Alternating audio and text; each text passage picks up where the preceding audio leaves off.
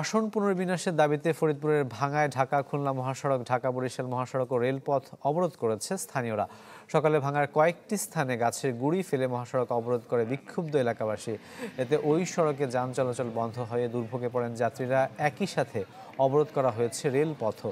পাবনার বেড়া উপজেলায় হরতাল পালন করছেন স্থানীয়রা। অন্যদিকে সংসদীয় আসন ফিরে পাওয়ার দাবিতে বাগেরহাট জেলার অফিস আদালতে চলছে অবরোধ কর্মসূচি। এছাড়া আগামী সোমবার থেকে বুধবার হরতালেরও ডাক দেওয়া হয়েছে।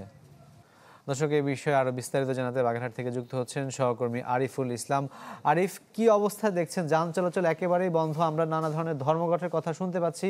এলাকাবাসীর দাবিটা আসলে কি এবং যান চলাচল কখন নাগাদ স্থিতিশীল হবে বা স্বাভাবিক হবে বলে আপনি মনে করছেন? ইউনিভার্সাল কার্ডিয়াক হসপিটাল, আপনার হৃদয়ের আরো কাছে। দাঁড়িয়ে আছি বাগেরহাট জেলা প্রশাসক অফিসের সামনে। আমার পিছনে এখানে সর্বদলীয় সম্মিলিত কমিটির নেতৃবৃন্দ তারা আছে। সকাল থেকেই তারা কিন্তু এখানে অবরোধ কর্মসূচি পালন করছে, কিন্তু আসলে অবরোধ হচ্ছে রাস্তার যে যানবাহনগুলো সেগুলো চলছে, অফিস আদালত আছে সেগুলো নিয়ে অবরোধ চলছে। তো সেক্ষেত্রে বাগেরহাট জেলার যেসব সরকারি অফিস, বেসরকারি স্কুল কলেজ আছে সেগুলোর অবরোধের জন্য কার্যক্রম চলছে এবং সেগুলো পালন চলছে।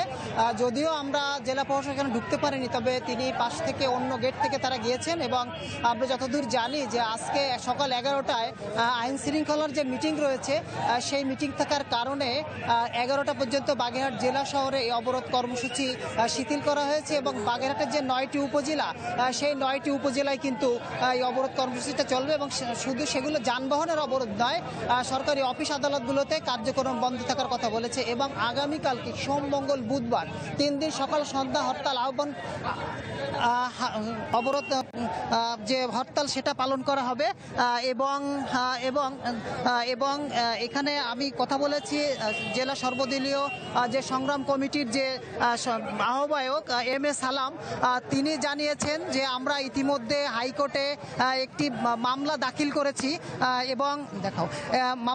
করেছি এবং এটা বুধবারে শুনানি হওয়ার কথা রয়েছে। তবে বাগেরহাটবাসীর দাবি যে যদি এই আসনটি ফিরিয়ে না দেয় তাহলে কিন্তু তারা এর থেকে আরো কঠোর কর্মসূচি পালন করবে বলে তারা জানিয়েছে। এবং বাগেরহাটের যে সর্বময় জনসাধারণ যারা, তারা বলেছে যে আমাদের হরতাল বা অবরোধে আমাদের কষ্ট হলেও আমরা চাই যে আমাদের আসনটি ফিরিয়ে দিক, না হলে আসলে বাগেরহাটের উন্নয়ন ব্যাহত হবে। যদিও এত স্বাধীনতার পর থেকে বাগেরহাটে যে 4টি আসন ছিল, এই 4টি আসন থাকা সত্ত্বেও জনপ্রতিনিধিরা খুব বাগেরহাটে উল্লেখযোগ্যভাবে কিন্তু খুব একটা বেশি উন্নয়ন করতে পারেনি।